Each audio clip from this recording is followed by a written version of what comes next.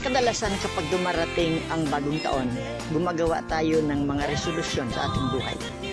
Nagkakaroon tayo ng inventaryo sa ating mga sarili, sa ating mga pagkatao, at nire-realize natin ang ating mga nagawa.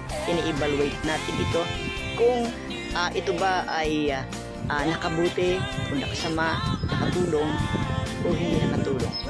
Kaya sa taong ito ng 2024, hayaan natin muli i-evaluate natin ang ating mga sarili at tingnan natin ang ating sarili mula sa liwanag ng salita ng Diyos. Sabi ng Biblia, ang salita ko'y tanglaw, ang salita ko'y liwanag, ang salita ko'y salamin.